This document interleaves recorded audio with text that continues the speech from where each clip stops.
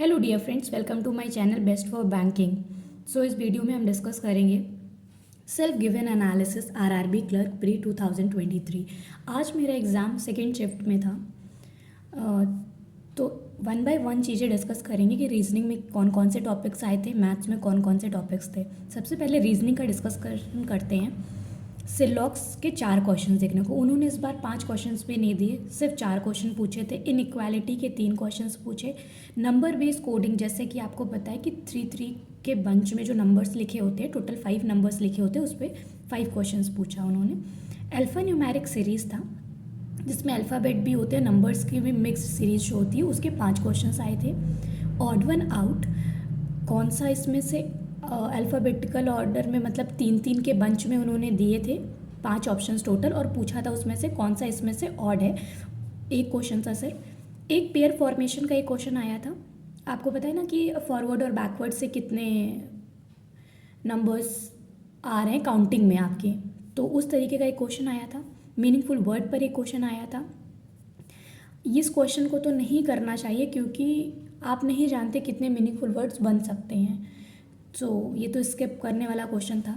फिर आ जाते हैं पज़ल। ये सारे टॉपिक जितने मैंने अभी तक आपको बताए सब मिसलेनियस टॉपिक्स थे। अब बात करते हैं पज़ल पर। अनसर्टेन नंबर सिटिंग अरेंजमेंट के टोटल 5 क्वेश्चन देखने को मिले। 16 आई थिंक या 17 इसमें नंबर ऑफ पर्सनस आ रहे थे, तो अनसर्टेन नंबर की एक पज़ल आई थी आज। लीनियर सिटिंग अरेंजमेंट आया था एक, जिसमें 7 पर्सन बैठाने थे आपको, वो भी नॉर्थ डायरेक्शन में फेस कर रहे थे वो। इसमें 5 क्वेश्चन टोटल आए थे। Floor and flat based puzzle एक आई थी जिसमें 3 फ्लोर्स थे टोटल, और पी एंड क्यूज में फ्लैट 2 दे रखे थे, तो वो एक हो गई टोटल 5 क्वेश्चन वाली पजल। ठीक है। एक रैंकिंग बेस्ड आई थी जिसमें कंपैरिजन होता है कि ये इससे इतना बड़ा है और यू वी से इतना छोटा है, इस तरीके की एक उन्होंने रैंकिंग बेस्ड पजल के टोटल 5 क्वेश्चंस पूछे थे। तो ओवरऑल अगर हम बात करें रीजनिंग की, तो रीजनिंग का जो लेवल था वो ईजी था, डुएबल था। बस आप रीजनिंग में पज़ल को बहुत ध्यान से अगर आपने बनाया हो, कहीं स्टक नहीं हुए होगे, तो बहुत इजी था कि आप कर सकते थे, डुएबल थी चीज़ें। इसके बाद आते हैं मैथ्स में। मैथ्स में सबसे पहले 15 क्वेश्चंस आए थे सिंप्लीफिकेशन के।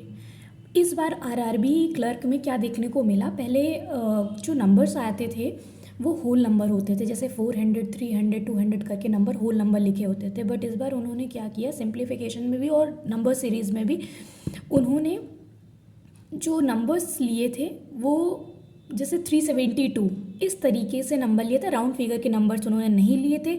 रूट्स वाले क्वेश्चन काफ़ी थे सिंप्लीफिकेशन में, और थोड़ी कैलकुलेटिव थी ये।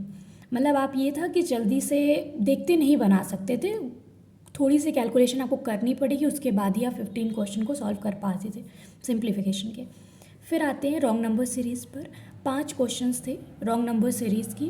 पैटर्न थोड़े से ट्रिकी थे, जिसमें 3 क्वेश्चन डुएबल थे, 2 क्वेश्चन नहीं, आप जल्दी से आपको मतलब क्लिक नहीं करेगा कि क्या इसमें पैटर्न चल रहा है, इस तरीके की सीरीज़ थी। तो कहीं ना कहीं जो लेवल था इस बार एक लेवल ऊपर गया है आरआरबी क्लर्क का लास्ट ईयर के कंपैरिजन में।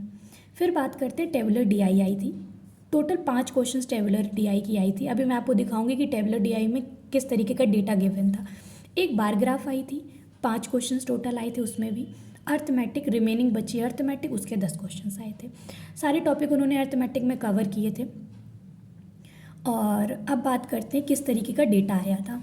डेटा कुछ इस तरीके का था कि जो टेबल डीआई आई थी उसमें क्लब का टोटलिंग दिया था कि डांस क्लब में कितने लोग हैं, ए में, बी में, सी में, डी में, और म्यूज़िक का। ये डेटा एग्जैक्ट नहीं है, ये मैं आपको बता रही हूँ कि नंबर जो थे उन्होंने राउंड ऑफ नहीं करके दिया था, उन्होंने इस तरीके से नंबर रखे थे इस बार, जिससे कि आपको थोड़ा सा कैलकुलेशन करना ही पड़ेगा यहाँ पर।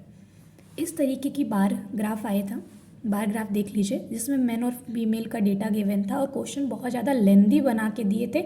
मतलब 7 to 8 लाइंस क्वेश्चंस के ही लिखे थे। मतलब आपको कहीं ना कहीं इससे मैन फीमेल से रिलेट करते हुए एडल्ट्स, चिल्ड्रेन, इस सारी चीज़ों के बारे में बात कर रहा था, फिर डेटा कैलकुलेट करा रहा था।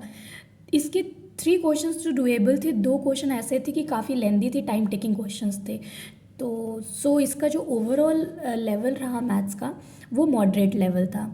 तो मतलब जो ओवरऑल आज का था कि तो आरआरबी ने अपना कहीं ना कहीं, जैसे आपने पीओ में भी देखा कि 1 लेवल अप गया है, उसी तरीके से क्लर्क में भी उसने अपना 1 लेवल ऊपर लेकर गया है। तो ये रहा पूरा आरआरबी का सेल्फ गिवन एनालिसिस जो मैंने अपनी ऑब्जर्वेशन से देखा, मैंने वो आपके साथ शेयर किया। कैसा लगा ज़रूर बताइएगा आपको। सो मिलते हैं नेक्स्ट वीडियो में। Thank you and have a nice day.